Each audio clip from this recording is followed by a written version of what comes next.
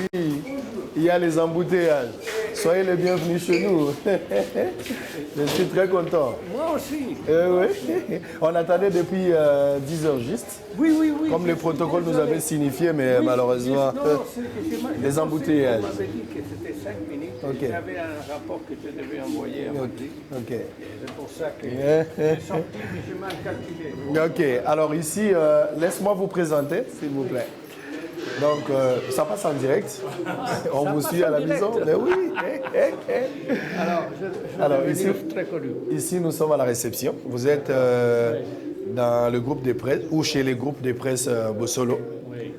Nous sommes un groupe de presse. D'accord. Où nous avons une chaîne de télévision. Vous êtes un groupe de presse. Nous sommes un groupe de presse. Mais évidemment, si vous voulez aussi faire partie du groupe de presse, ça fera énormément plaisir. Donc ici, nous sommes à la réception. Nous avons au total 37 personnes qui travaillent derrière ce projet. C'est bon. Donc si vous venez, la dame, elle est là, accompagnée de son responsable qui est M. Hervé Kayembe. Il s'occupe du protocole, mais en même temps, il est aussi mon secrétaire particulier. Mais secondé par Madame Irma. C'est ici la réception où nous enregistrons tous les invités pour que même si vous revenez 5-6 jours après ou autant de mois, mais nous aurons la traçabilité par rapport à votre visite. On sait vous rappeler que vous êtes arrivé ici tel jour à telle heure et c'était pour tel motif. Ça, c'est la réception. Après la réception, ici au premier niveau toujours, Bonjour. nous sommes dans un petit bureau, mais scindé à 3 parce qu'il y a 3 services. Nous avons ce bureau, il y a une dame qui travaille ici, elle est au-dessus, vous allez la voir pour une urgence. Madame Déborah qui s'occupe du service commercial et marketing. Nous avons M. Guéric Mpandamadi de l'autre côté. C'est lui qui s'occupe du finance. Et puis nous avons Madame Nadine Mayombe, communément appelée Mamelo, la servante. Donc si je ne suis pas là, je suis en déplacement comme j'étais récemment en Espagne. Ah oui? Si, j'étais à Madrid, on va en parler. Mais on va parler de ça. Si, j'étais également... C'est ma ville? Oui, j'étais à Madrid, j'étais à Cibeles. Ah, vous étiez à Cibeles? Oui, j'étais aussi à Catalogne. Bon, très bien. Voilà. Donc si je ne suis pas là, c'est madame qui me remplace, Mamelo, justement pour faire ce travail. Mais en même temps, elle est directrice des infos. D'accord. Elle est directrice des infos, présentatrice du journal aussi, principal. Ah, d'accord. Voilà. Donc ça, c'est le petit niveau. Alors, on va... Ici, vous allez voir, par exemple, nous avons essayé de retracer un peu l'histoire par rapport à tout ce que nous faisons comme travail. Ici, j'étais chez les Pygmées, c'est dans le bas Ouélé. Le Haut-Ouélé, pardon. Vous êtes dans le Haut-Ouélé. Parce qu'il n'y a pas assez de routes, j'étais obligé de transiter par l'Ouganda et entrer par la frontière. Moi, je connais le sud du Ouélé. Ah, ça c'est Bazouélé, c'est ça le sud. Mais moi j'étais dans le Haut-Ouélé. Donc j'ai transité par l'Ouganda et je suis entré par Aru. Donc la frontière qui nous sépare qui sépare la RDC et l'Ouganda. C'est par Aru que je suis entré et puis je devrais arriver à Isiro. Mais avant d'arriver à Isiro, tu traverses Ouacha, Mungwere et puis je suis à Meyo. Meyo, c'est chez les Pygmées. Donc j'étais avec eux, on a parlé. Ici, de l'autre côté, par exemple, s'il vous plaît, derrière vous. Ici, je suis à Durba, là où il y a Kibali Gold Mining. Ah, d'accord. Oui, je suis dans un petit coin, il y a un village comme ça. Je trouvais grâce parce que le même jour, il y a une femme qui avait mis au monde. Donc j'ai eu la chance de voir quand même ces bébés. C'était fabuleux pour moi. Ici, je suis en Gandajika. Donc vous êtes à Mbujimaï. Après Mbujimaï, à 96 km de Mbujimaï, vous arrivez. Oui. Donc, il y a une chute. Mais malheureusement, le coin, il n'y a pas du courant.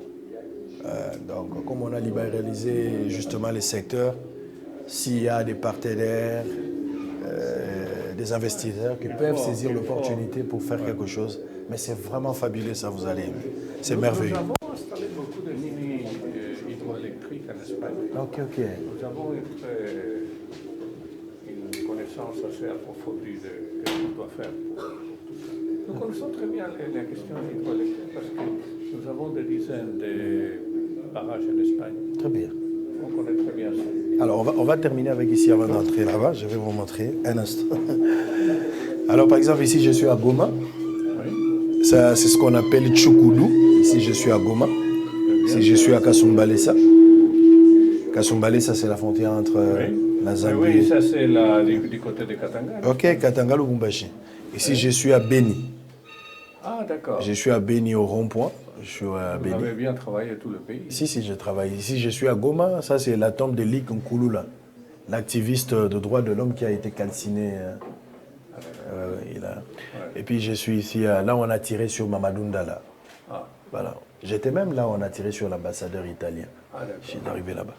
Mais ça, c'est le long du fleuve. Hein. Oui. Allez, ça, c'est le long du fleuve Congo. Je suis allé voir la population. Il y a plus de 5000 personnes qui habitent le coin. Mais ils sont en plein fleuve. Il y a des îles là-bas, un peu là. Mais dans des conditions infrahumaines. Je suis allé le voir. Si je suis à Bukavu, si je suis dans les lacs Kivu, non loin des Idjui. D'accord. Ici, je suis également à Beni dans une école primaire publique de l'État où il y a un programme des PAM pour apporter un peu de la nourriture, la lutte contre la famine. Oui, j'ai envoyé hier des photos à ma famille de certaines écoles dans l'intérieur du pays pour qu'ils comprennent. Les écoles de fortune, hein?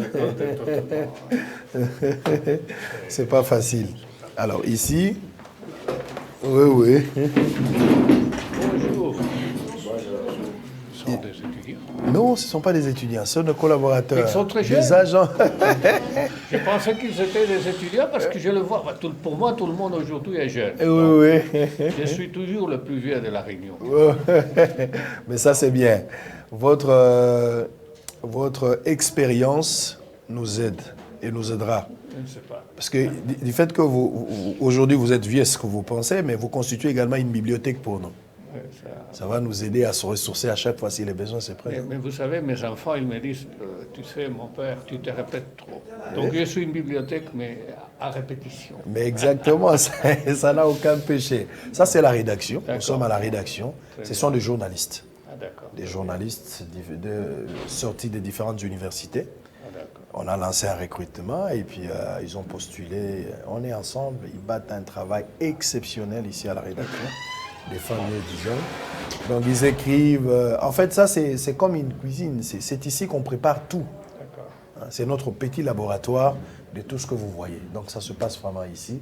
On a aussi appuyé un petit montage à côté justement pour les aider en cas des urgences au lieu de monter parce que vous allez découvrir qu'il y a une autre salle de montage de l'autre côté, au premier niveau. Donc voilà, ils sont là. Enchanté. Il y a Madame Esther, elle est encore stagiaire professionnelle. Il y a encore Ennis.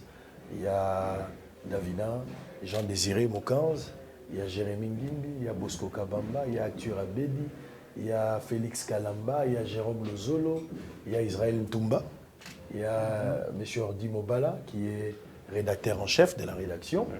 Il y a M. Guillaume, il y a Micheline, il y a Grady Genga, bon les caméramens, celui-ci c'est Mohamed, derrière lui il y a Aristote et la dame aussi est caméra-woman. Ah, d'accord. Voilà, elle s'appelle Elidia. Très bien. Voilà.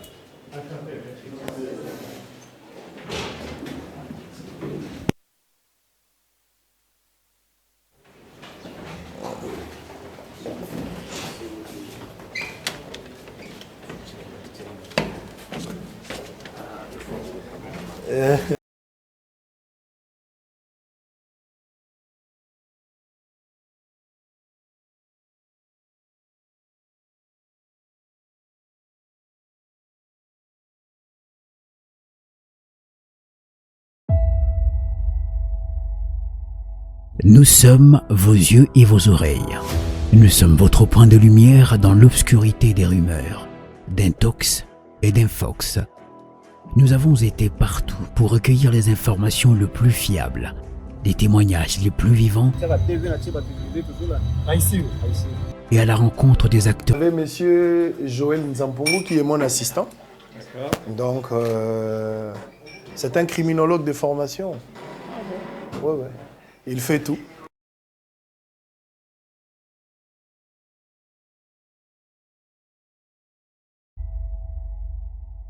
Nous sommes vos yeux et vos oreilles. Quand je ne suis pas là, c'est lui qui assume toute la responsabilité. La dame dont je vous ai parlé au rez-de-chaussée, celle qui s'occupe du marketing et commercial, Madame Déborah est là. Missenga. Alors, de l'autre côté, vous avez... c'est quoi encore ton nom, j'ai oublié? Audrey. Audrey Bozene. Non, c'était pour te taquiner, je ne peux pas t'oublier. Audrey Bozene. Donc, elle est journaliste, présentatrice d'une émission entrepreneuriat. Ah bon? Voilà. Donc, le jour où vous allez commencer à faire les business, je sais que votre femme le fait. Un peu. Oui, oui. Donc, Audrey, oui. Alors, nous allons entrer chez moi et puis on va terminer avec les plateaux. Voilà. Très bien. Voilà. Ok. Oui. Donc, notre petit bureau, on a mis de caméras de surveillance pour voir tout ce qui se passe. Même en distance pour essayer de... Celui-ci, c'est mon prophète. William Marion Branham. Ouais. Je suis croyant de la parole de Dieu, mais je crois au message que le prophète William Marion Branham a apporté. Voilà. Et lui, d'où est-ce qu'il est? Il est des États-Unis, de Kentucky. Ah, de Kentucky. Kentucky. Il est de Kentucky Woman. Fameuse chanson. Oui. Donc vous faites aussi un peu de la religion? Comme... je vous vois avec... Si, c'est ça ma tenue. Ma tenue, quelqu'un m'avait dit ça. Vous utilisez cette tenue? Oui, j'utilise cette tenue pour communiquer une église au milieu du village. Donc, le message, c'est juste l'église au milieu du village. On donnera la parole à tout le monde. On encouragera celui qui va prôner les vraies valeurs et nous allons condamner une manière de ramener aussi à la raison celui qui n'a pas... Celui qui prône pour les inversions de valeurs. Il faudra combattre cela avec dernière énergie. Voilà pourquoi la raison de cette tenue-là. Non, à part ça, il n'y a pas autre chose. Je ne suis pas catholique. Je ne suis pas catholique. Alors, on va terminer avec les plateaux et puis on reviendra ici pour parler un peu. Je vous accompagne. Merci. C'est moi plutôt. Ok, on va entrer par ici. Allez. Des fois... Cette entreprise a commencé parce que... Si, on en parlera. L'entreprise a commencé, ça fait pratiquement 4 ans qu'on a commencé le projet. 4 ans seulement. Vous avez déjà toute cette... Oui. Ici, il y a la régie. Oui. Ici, il y a la régie. Donc, Bonjour. Nous avons monsieur le directeur technique. Oui. C'est toujours les jeunes. Moi, je travaille qu'avec des jeunes. Ils connaissent toutes ces histoires, c'est tellement compliqué. Mais exactement. Moi, je ne comprends rien de tout ça. Et enfin... Monsieur Précieux Mouyoko, le directeur technique, c'est lui qui a commencé avec moi le projet depuis le début. D'accord. C'est toujours lui. Et puis il y a monsieur Emmanuel, il est designer. Il aide aussi Précieux dans beaucoup de choses. Et puis il y a monsieur Héritier. Pour que la télé soit 24 heures sur 24, c'est lui. 24? Si on est... Vous êtes 24 sur 24? 24 heures sur 24. Parce On peut vous écouter à YouTube? Si. Oui? Si. Oh, d'accord. Je prends note. Je suis en train de découvrir qu'à YouTube, ils sont toutes les télévisions. Si, mais... Beaucoup de télévisions dans le monde entier. Nous sommes... Je ne savais pas. Nous sommes... C'est nouveau pour moi. Ça, je vous informe que nous sommes la chaîne la plus suivie. Même sur YouTube. Il faut regarder sur YouTube, vous allez voir que nous pesons pas moins de 400-500 000 abonnés. Oui. Bon, alors quand je fais exercice chez moi, je regarde votre télévision. Si, vous avez vu ça sur YouTube? Oui, je l'ai découvert hier parce que papy m'a parlé. Est-ce que je cherchais à YouTube parce que pour moi c'était la chose la plus facile. Oui. C'est bien. Ça donc quand je commence l'émission, vous allez... Je suis ici. Je suis ici. Comme ça, debout? Non, j'ai des chaises. Il y a deux chaises, par exemple ça. Si je pose comme ça. Si c'est vous les présentateurs, vous allez vous mettre ici.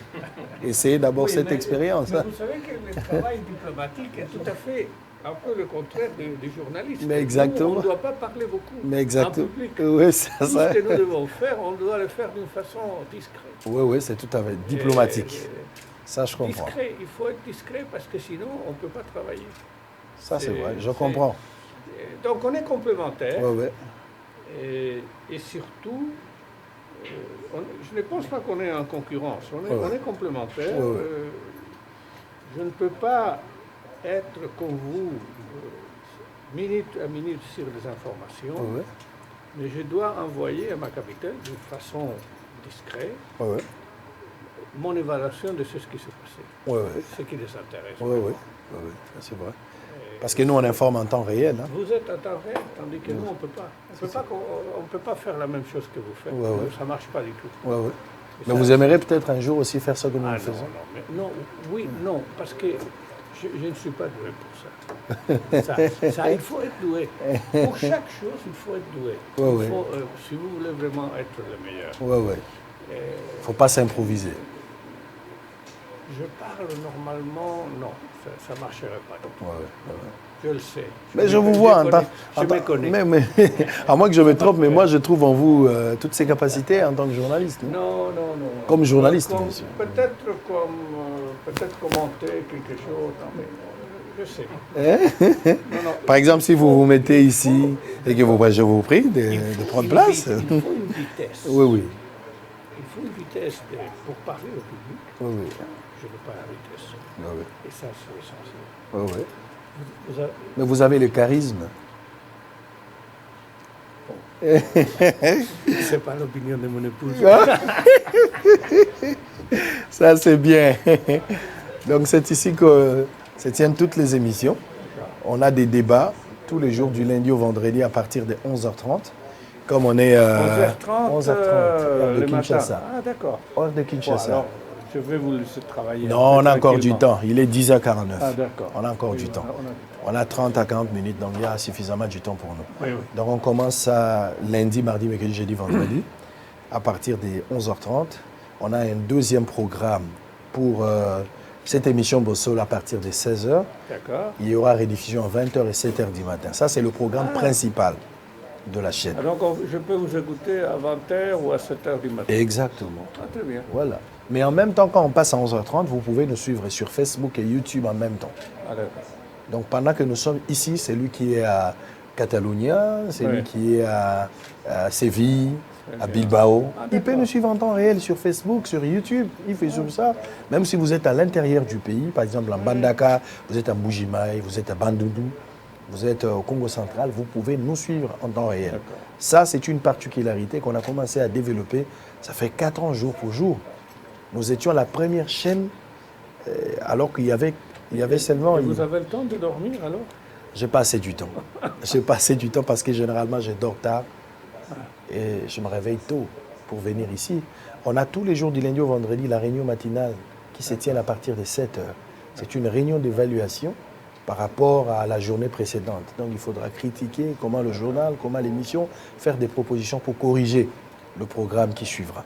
Donc ça s'est fait. Donc peut-être on en profite les samedis, le dimanche, pour essayer un peu de se reposer, bien qu'il y a toujours une équipe minimum qui reste pour travailler, pour assurer toujours la permanence par rapport à ces nombreux téléspectateurs qui nous appellent. J'ai été un peu partout, hein. J'ai été à Ngandajika, j'ai été à Mweneditu, j'ai été à Chikapa récemment, quand la rivière Kassai fut polluée. Vous avez allé aussi, même en Espagne, chose qui n'est pas très courant ici. Oui, j'étais aussi en Espagne. Ça, c'est des questions avec lesquelles je travaille. Oui. Comment faire plus connaître mon pays? Oui.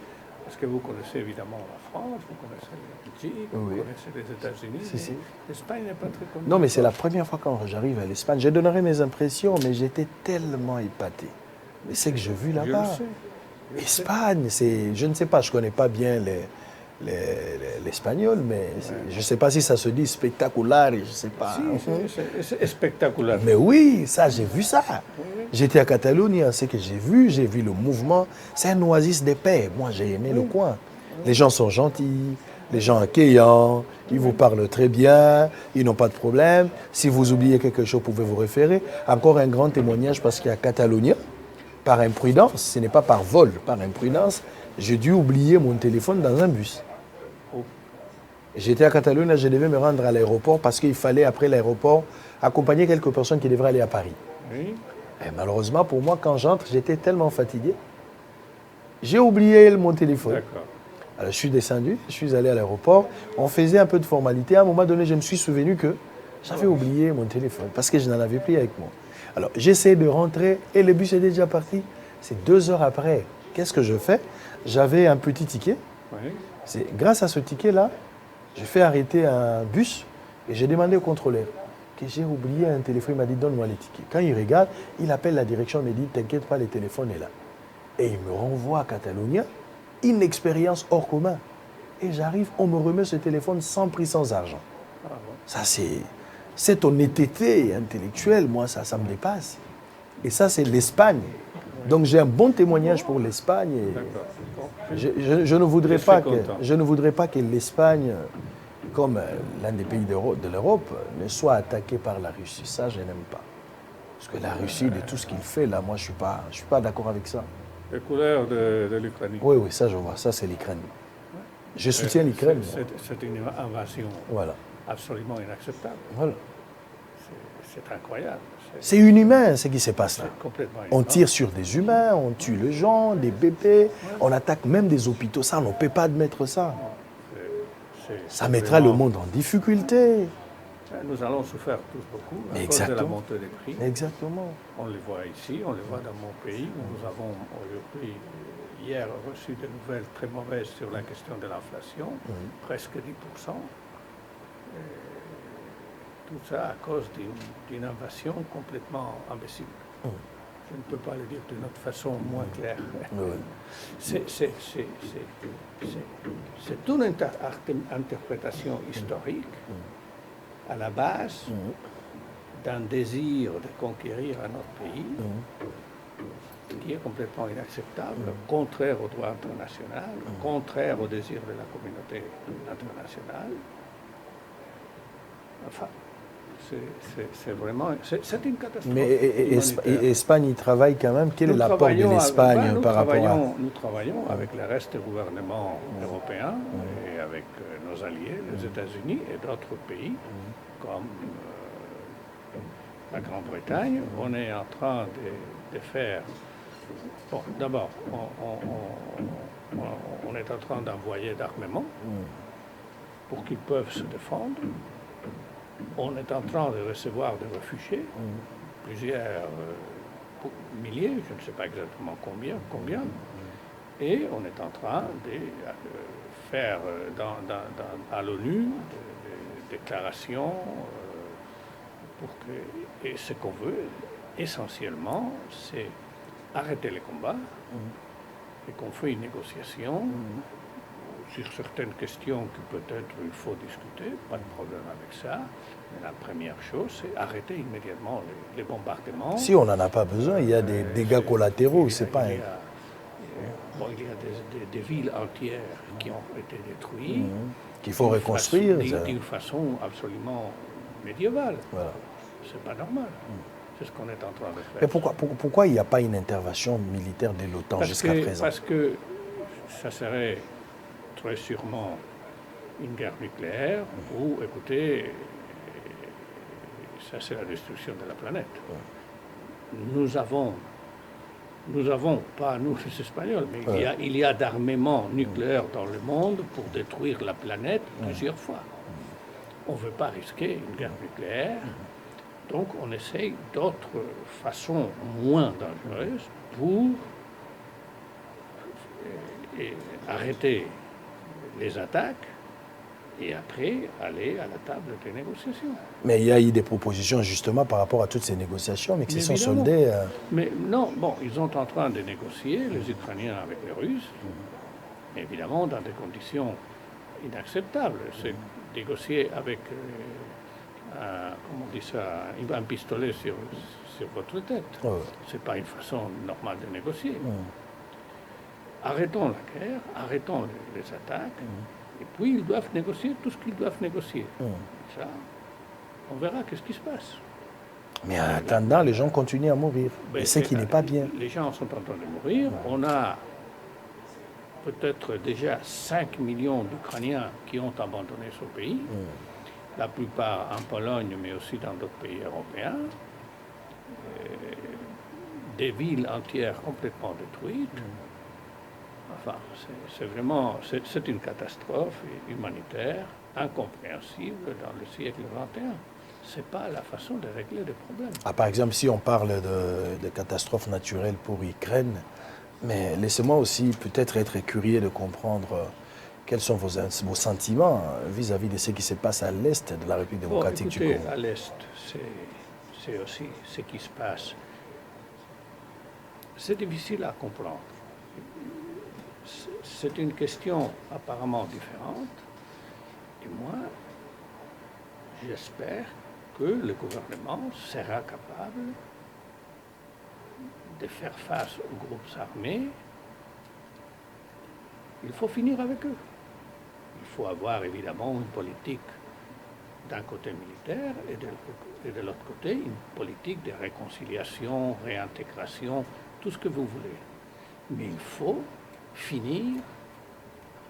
Écoutez, ce n'est pas à moi de dire ce qu'ils doivent dire là. Je suis un étranger. Vous pouvez juste mettre un avis. Mais je peux vous dire qu'il faut finir avec les groupes armés. Ils n'ont aucune raison d'exister dans un pays comme la RDC.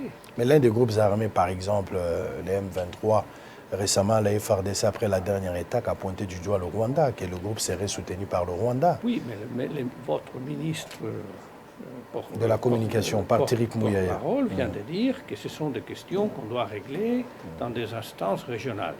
Je pense que ça, c'est effectivement ce que vient de dire le porte-parole de l'Union européenne à Bruxelles il y a hier ou avant-hier. Nous considérons inacceptable l'action des groupes armés. Il faut que les M23 disparaissent et les restes des questions doivent se traiter dans les endroits qui existent pour ça, régionaux. Et nous appuyons donc dans ce cas-là, c'est ce qu'a dit le ministre porte-parole. Certains politiques congolais pensent qu'il faudra faire la guerre au Rwanda pour mettre fin. Mais non, faire la guerre au Rwanda serait... Écoutez, ce sont des questions très délicates, mais une guerre avec le Rwanda, qu'est-ce que ça va arranger? Je ne vois pas quel est l'avantage d'avoir une guerre. Il faut parler avec le Rwanda dans les instances qu'il y a. Il y a aussi bilatéralement. Nous sommes les diplomates pour faire ça. Il faut continuer à négocier. Il y a une différence entre un militaire et un diplomate. Ouais. Un diplomate, un militaire, ils vous donnent l'ordre. Il faut conquérir la montagne. Alors il doit distribuer ses troupes de façon à conquérir la montagne le plus vite possible avec les moindres des pertes possibles.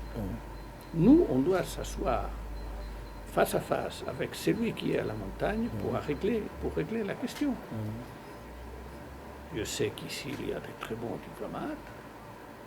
On doit s'asseoir et parler. Et ce sont des problèmes qui peuvent être résolus. La guerre, ça ne sera pas la solution. Ce n'est pas la meilleure solution, il faut continuer c'est la pire des solutions.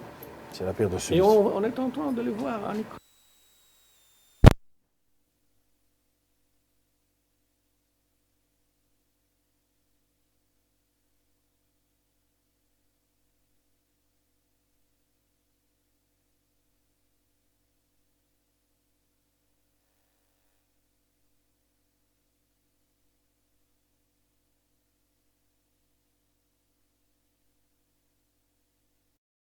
Nous, on fait ça partout dans le monde.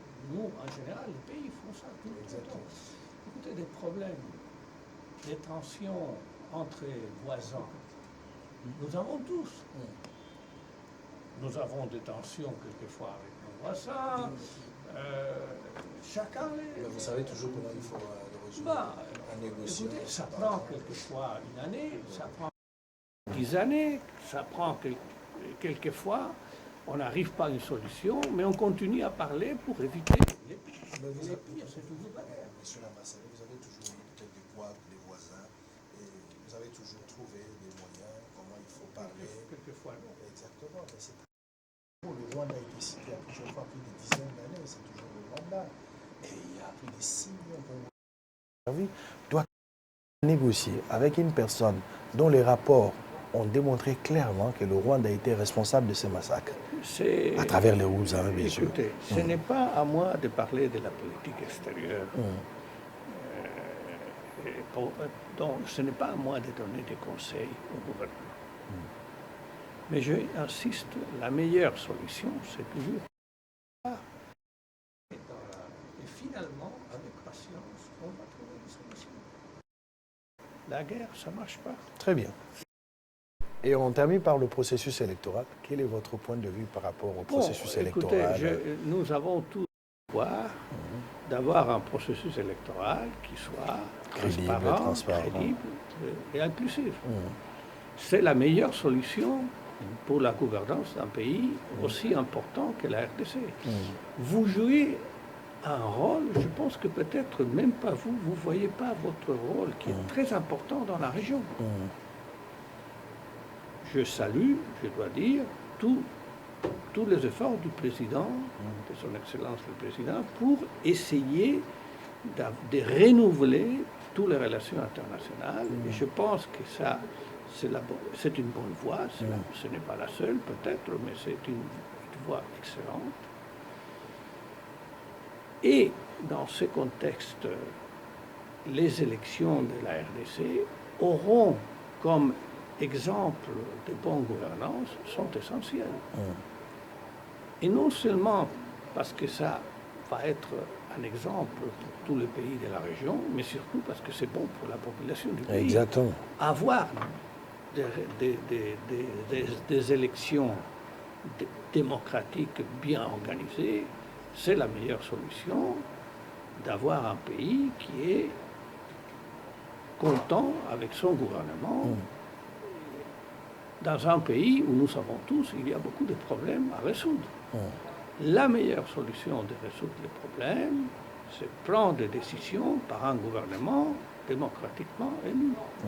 En tout cas, ça a été l'expérience espagnole.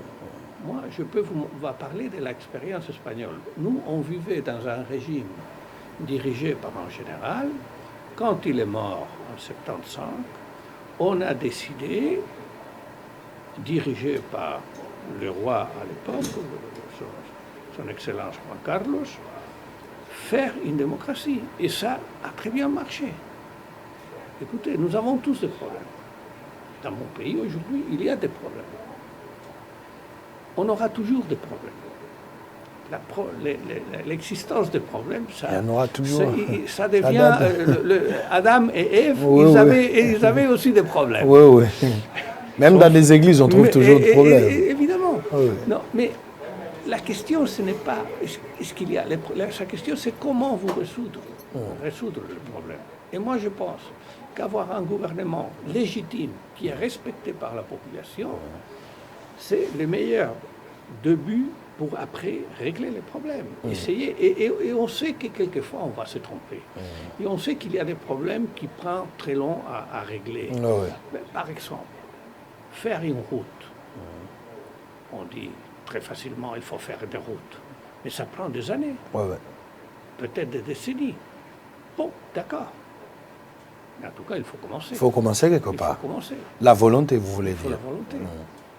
Mais la volonté, quand c'est la volonté d'un gouvernement qui est considéré le gouvernement légitime du pays, c'est beaucoup plus facile à convaincre que c'est ce qui vous dit votre gouvernement, c'est une bonne idée.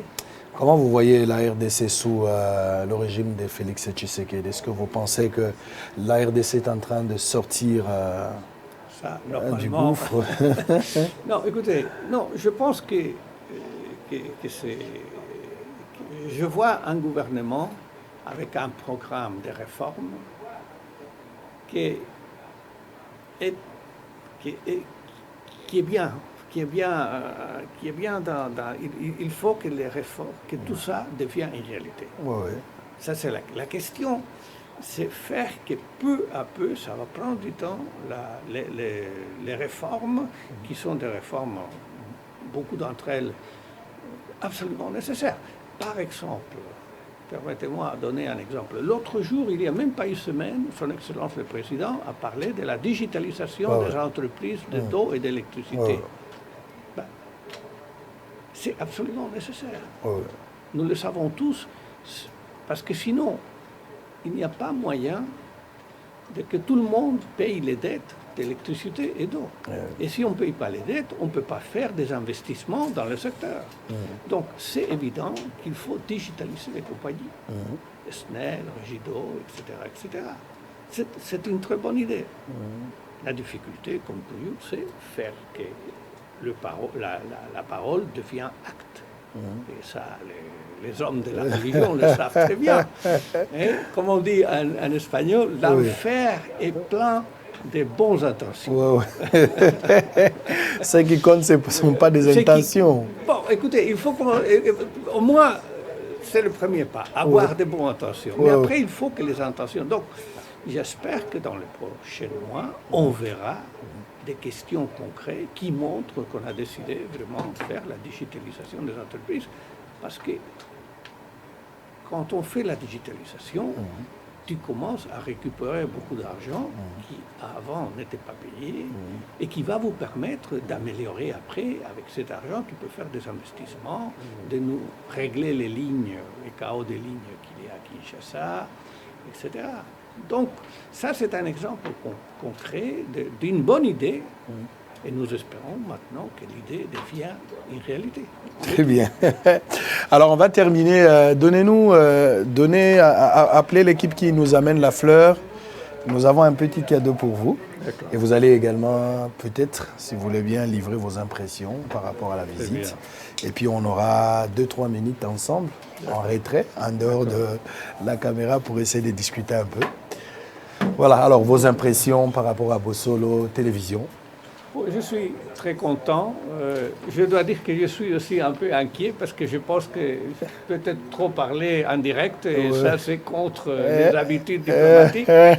J'espère que tout ce que j'ai dit est compris, dans le sens d'un ami qui veut le meilleur futur pour le pays. Et, bon, écoutez, c'est impressionnant ce qu'on peut faire aujourd'hui avec les technologies. Et vous avez ici vraiment quelque chose d'impressionnant. Merci beaucoup. Et, bon, je suis très content de l'avoir connu et j'espère qu'on va rester en contact. Et de temps à autre, merci. Ça, c'est pour vous. Merci beaucoup. On va nous apprêter à... D'accord. Très bien. Je vais on apprête la table. Aujourd'hui à ma maison. Et c'est le flair parce que, bon, nous aimons à la maison beaucoup le flair. Et vous avez ici, écoutez, vous avez, ça, comparé la RDC avec l'Espagne.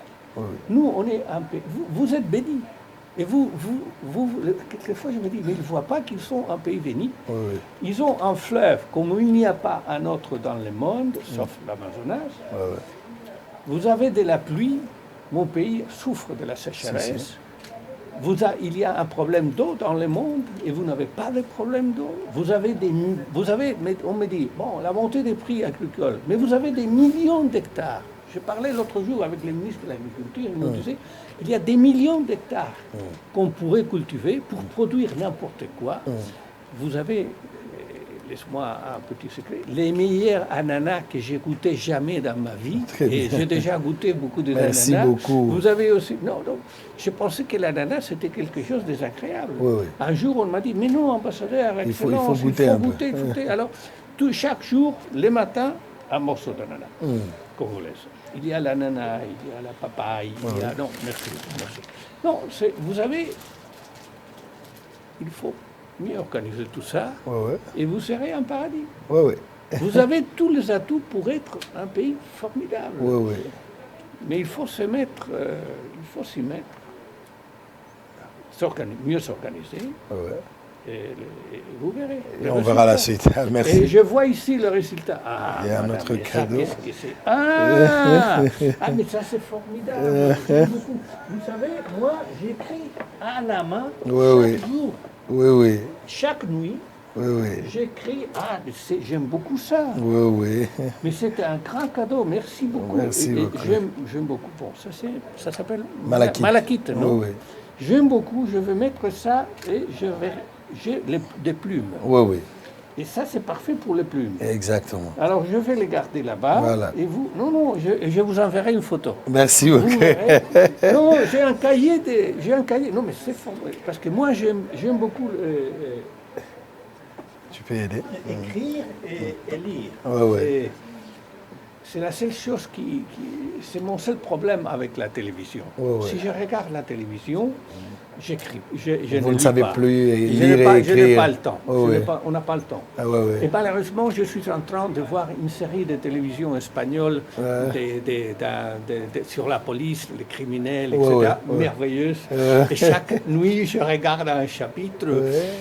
Je suis sur le point d'arriver à la fin. Il me reste 2 chapitres. Donc, cet week-end, je vais savoir qui est l'assassin. Mais dès que vous découvrez l'assassin, n'oubliez pas également de suivre Bossolo. Ah non, ça, mais je le ferai ça chaque jour ou à 7 h le matin ou à 20 h. Ou à 20 h. Oui, voilà. Et vous pouvez aussi télécharger. On me dit que vraiment, vous parlez de beaucoup de choses. De beaucoup de choses. Il y a Très beaucoup bien. de choses. Avec l'échec, l'élimination des Léopards, on en a parlé aussi hier. On voulait bien gagner, mais malheureusement... Oui. Mais on me dit, écoutez, je ne suis pas un expert de football. Je suis ça, mais très un peu de loin. Mais vous venez d'un pays de foot. Oui, mais... L'Espagne, avec Real Madrid, des grandes équipes. Il y a Barcelone. Oui, mais écoutez, j'étais toujours, quand j'étais jeune, j'étais un très mauvais joueur de football. Tu sais, dans les classes, on organise des équipes, non? Et j'étais toujours le dernier à être choisi. Personne ne voulait que je joue avec eux. C'était une catastrophe. Oui. Pourtant, après, je fais d'autres choses, un peu de ski, un peu de montagne et tout ça. Mais le football, non. Et pourtant, j'ai 2 enfants, surtout un, il y a 2, un qui est un grand défenseur et l'autre qui est un numéro 10 extraordinaire. Extraordinaire. Il s'appelle comment? Il s'appelle Nicolas. Nicolas. Mais il est aujourd'hui dans le business et tout ça. Ok. Mais il continue à jouer avec 34, 35. Il continue à jouer. Et malheureusement, il me disait, non, samedi, dimanche, on a perdu 4-0. On a très mal joué. Je voudrais bien le voir. Si j'arrivais à l'Espagne, il est toujours en Espagne. Il est toujours à la maison. Oui, il est le seul qui est en Espagne parce on a une famille très répartie, San Francisco, New York, Washington et Madrid. Donc c'est un mélange de non, mais je serais content de le voir jouer. Si j'ai le temps pour l'Espagne. Non, mais il faut on doit se voir à Madrid. Oui. Et je vais vous montrer des coins de Madrid. Mettons ça au mois de juin. Peut-être dès que j'aurai un peu de vacances. D'accord. Si au mois de juin vous serez à Madrid, on peut organiser même le mois de juin. Entre mai et juin, on va voir si j'ai le temps. Il y aura quelqu'un. Il n'y a pas de souci. Non, mais ça, je dois dire que ça vient parfait pour ma table d'écriture. Je vais vous envoyer ça, c'est vous. Je peux vous aider. Non, je peux le prendre. Ok. Allez, merci. On va se retirer. D'accord. Et puis, on vous dira au revoir après. Donc, on va se retirer un peu. Merci.